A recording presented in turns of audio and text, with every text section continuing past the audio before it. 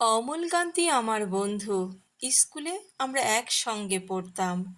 রোজ দেরি করে ক্লাসে আসতো, পড়া পারতো না।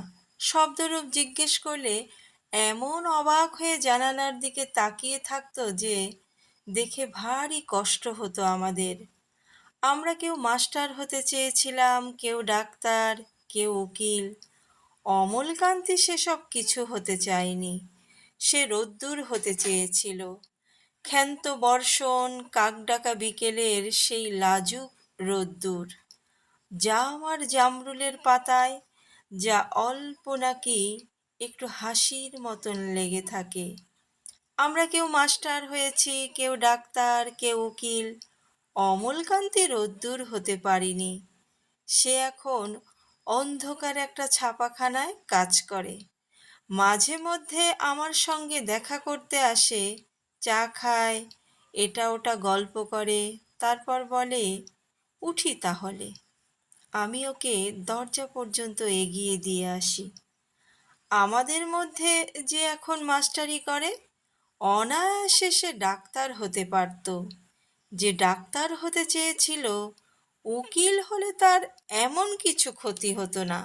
অথচ সকলেরই ইচ্ছা পূরণ হলো এক অমলকান্তি ছাড়া।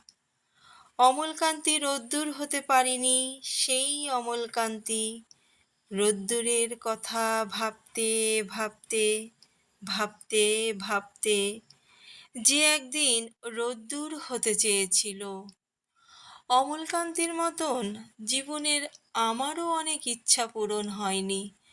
তবু সংসারের ইচ্ছার তালে তালে কাজ তো করতে হচ্ছে।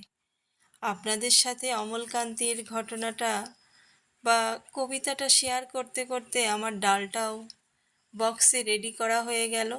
এগুলো এখন ফ্রিজে রাখছি।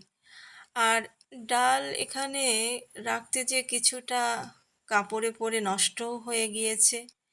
এই একটা বাড়তি কাজ আবার আমার বেড়ে গেল।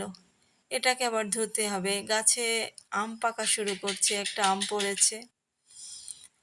যাক, বাড়তি কাজ। তরকারিটাও ফুটে উঠেছে। আর এদিকে ঈদ তো প্রায় দরজায় টোকা নাড়ছে। ঈদের বাজার করাও শুরু হয়ে গেছে। এখানে কিছু বাজার আজকে চলে এসছে অলরেডি।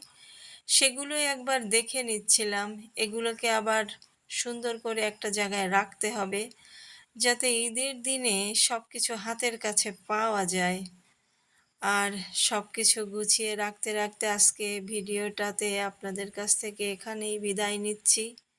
সে পর্যন্ত সবাই ভালো থাকুন, সুস্থ থাকুন, ভালো রাখুন সবাইকে। আল্লাহ হাফেজ।